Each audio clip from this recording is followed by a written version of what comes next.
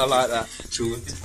Yeah, because there's so many samples. I'll tell you what, let me give you an example of a dub kinetic track.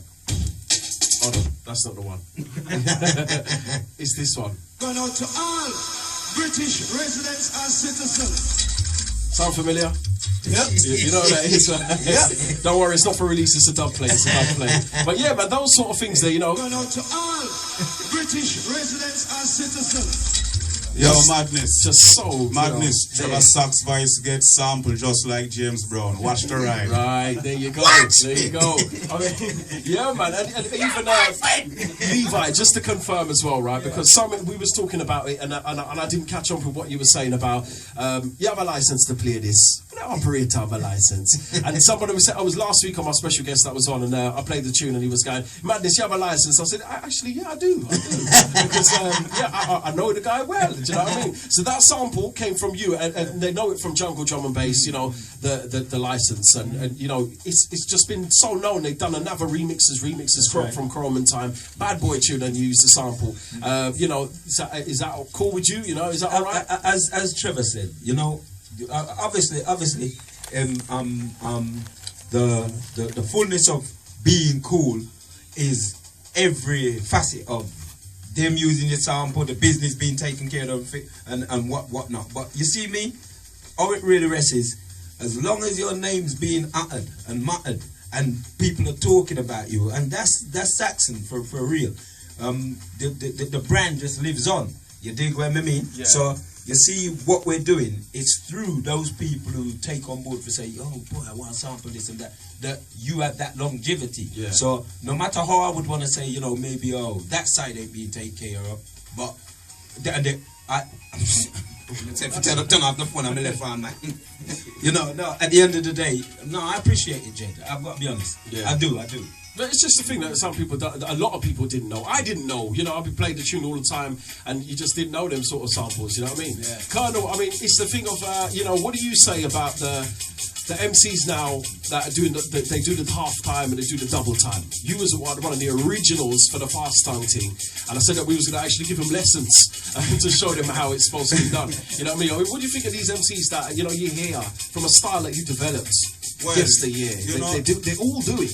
Brethren, it's like everything else in life, you know. See, someone will start something. There has to be other people doing it to try to progress it to make it better. Yeah. So any youth out there, any man out there, you know, that is talking fast or can roll them tongue, go and respect to you still because you're doing your thing, you know. And furthermore, I don't suppose I'm going to hear anyone doing it like Colonel was doing it in the 80s, but this is 2011 now, you understand me? And say, so it's like bag of respect when General Levy the first come on the scene, and General Levy come him up tight and say, "Yes, me out, go and do your thing because you're ready." You understand me? And say, and we love him for life. You understand me? And say, see, and I mean, right round the world, you're going to hear all the different man, the tongue twisters, my man when mash up Wembley with their gun. See? Yeah. See, there again, we was talking about this the other day. You know, when you got artists like Busta Rhymes, and then my eldest daughter, 16, says, "Oh, that Busta Rhymes is amazing." I said, "Yeah, but you know, that's UK thing, you know, the fast time." "No, that's American, that's Busta Rhymes." Me talking. I said, "Lucy, please don't get me mad." Do you know what I mean? I said, because the fast tongue thing was a UK, you know, formula, basically, you know what I mean? And you see, again, you know, this is part of what we was talking about earlier, because you see the younger youths, a lot of the younger youths wouldn't really know which part a lot of things is coming from, because, you know, if you wasn't around, you just wasn't around. You understand me? I said, no, even before we have our Busta Rhymes, we can talk about the great Papa San. Right. And San talk fast from well, after me as far as I know, because we look a bit older than San still, but no differently still speaking, you know, you have San was a wicked DJ who can talk fast. Yeah. You understand me? I said, but it's like we said, the youths now that is growing up, you know. Unfortunately, because of their age and because of what is being pumped at them through the media, what are they gonna really take to? You understand me? I say there is no one on the radio station that is playing, you know, yesteryear's tunes and like Mike said, play a tune from 1983 with Levi or Tipper or anybody are talking original style, and then play a man talking it now. People ain't doing that. Yeah. So when the youths or even some adults hear certain styles, them believe, so wow, this guy is off the hook. Yeah. Which really is off the hook, but also he's also been vibed. He's been vibed and inspired by another artist from way back. Yeah.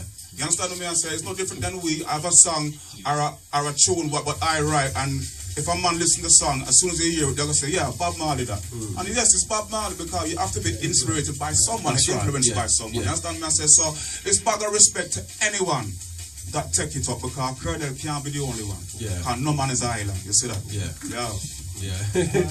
I mean, and a lot of people say, when they say about Fast Tongue, they say Daddy Freddie. Well, we say yeah, man, Freddie Fast. Freddie Fast. Freddie Fast. Yeah. And then you got Demolition Man as well. He's in the school of man who talk fast. So any man who talk fast, we can't discredit them.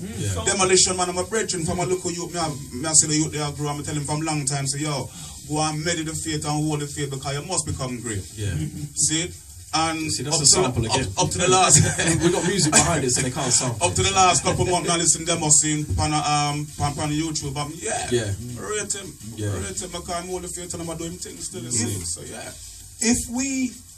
If we had the facilities and the equipment and the cameras and the phone cameras from in the 80s, the amount of footage that people would see of Saxon, then you'd really, really and truly say we're great. Yeah. You know, only thing that then you had to be one top man for have a video camcorder. Remember those days, video camcorder were massive which things. was like a briefcase. Yes. You know, so you know, I mean, it's the tapes that got around, and some of the places the tapes have been to around the world. It was a couple of years we used to play in Sheffield. We used to play in this centre in Sheffield, on a field in Sheffield. And one of my friends from Saxon came to me and says to me, oh, this man wants to meet you. And he was coming from Zaire. Yeah. And he said when the hard times and troubles and things, he used to listen to Saxon tapes. That's what kept them. Yeah. Throughout their times of troubles and tribulations, it was the Saxon tape. And he came and meet me in flesh, and you know, when I saw that, when it came to me, it humbled me. It really humbled me to see, after so much years of things that we was doing, someone who came from a country like that and come and said, you know, that we have to shake off my hands, Trevor Sax. These are the tapes that kept us going. Well, Trevor Sax, I don't really want to continue about this. It's like when you touch Africa. Here's my story now, and it's a real story too. The same thing where you talk about Africa, a youth stopped me a couple of years back, see, and said to me, say, Colonel, as a matter of fact, I'm not going to talk about which war it was in Africa, but there was a serious war going on in Africa which was televised right round the world, night and day. The man them say, a Saxon tape the man them used to play, see, you know, the trial and tribulation where them man go through, you see. When me and Tipper used to go to France on the show and them thing they see, you have people that come from Quadriloop. Quadriloop, them see, I don't even know what you hear on TV, right?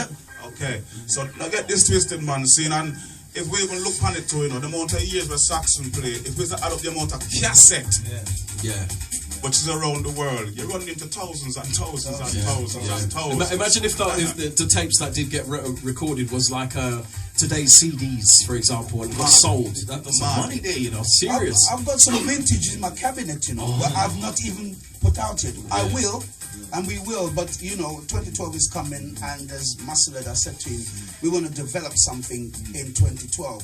As much as having a book, we want to have these things in there, and that's why I'm holding back on quite a few of these old tapes of Smiley Culture and quite a few more artists, Mikey General. I'm holding on to them because I don't want them to be unleashed yet. So when we unleash them, you know, anyone who wants to go out and purchase a book, they're going to have at least a dozen CDs that's never been out to the public yet. No, that's right. Never. And it's another thing we were saying at the studio the other day about the stories that some of these guys say. It's you know, the story. It's just like, wow, I can see a film in this section. You guys can make a full featured movie on sound system culture. Basically, I mean, you know, say it was like, you know, what we know of sound system culture in a film, say, would be Babylon. You know, everyone knows that, you know, well, so a lot of the youngsters don't. But say Babylon. So we need a Saxon film. We need a Saxon film, you know, to go from the history of how you used to carry a box. Maybe some of you lot could even play yourselves as a character, you know what I mean, sort of thing. But I think because the history is just in and out, the ups and downs, the tribulations, the great times and the bad times as well, you know. Is there any, obviously there was loads of upsides, is there any of the downsides that you remember to say, right, that was really, you know, a bit awkward. We had to drive. We broke down, or we let or we let Levi drive. No, that's always been the you know, back in the day, we never had a great van. And of course, we was going to dances. Sometimes we'd break down, but we'd always reach. Right. You know, and it was love of some of our friends who were no longer with us, who we pay homage to, like Wurzel, who drove the van, and Cookie and Crippler. These people are instrumental to our success. You know, and we don't forget them. They're instrumental to our success because, you know, Saxon is what we call collective. The name is now become a collective of people throughout the years that's been there with us through thick and thin. And that's what you call a good family. That's right. You know, there's nobody's been on the upside and then when it goes on the downside, everybody runs away. No, we're always, you know, I've never ever, and these men can tell you, like themselves, we've never left and gone to a next sound system. No matter if we're not playing out, we've still got our individual things doing. But we've never left and gone to a next sound system because my whole life as music has been involved in Saxon. And for the rest of the days, it always remained there. As them saying, no, loyalty is royalty. You see that? Same way, Sample.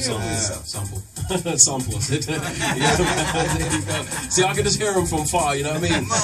Rekla T says, he's a promoter, says, big up Madness, Saxon, big up Terra Rupert and all the Saxon family, going out to Marcus Garvey family, never forgotten, on all the Brixton family as well. Big up Saxon for life. Bless up. Every time. We got so many wow. We've got 57 messages in here. You know, it's hard to get through them when you go, because it's like you can listen. Like I said, it's a film. They can listen to it, you know, through the air, but visually it'll be a great concept. I myself as well, I was meant to say to Marcelin, I wanted to do a documentary on you guys.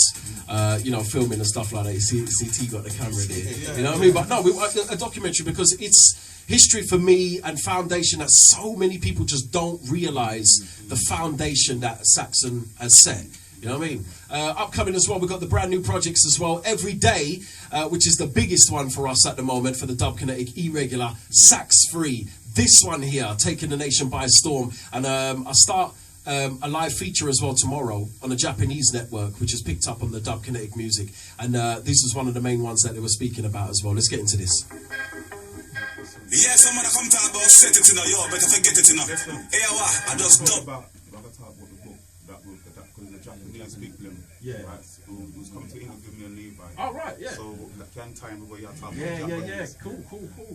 So what is it, actual full book? Oh, wicked. That's good. That's what I mean, man. That would be a film that I'll watch, man. I'm telling you, that would be a film. Because, like I said, with the... Record everything, man. Record everything. Even if you're not,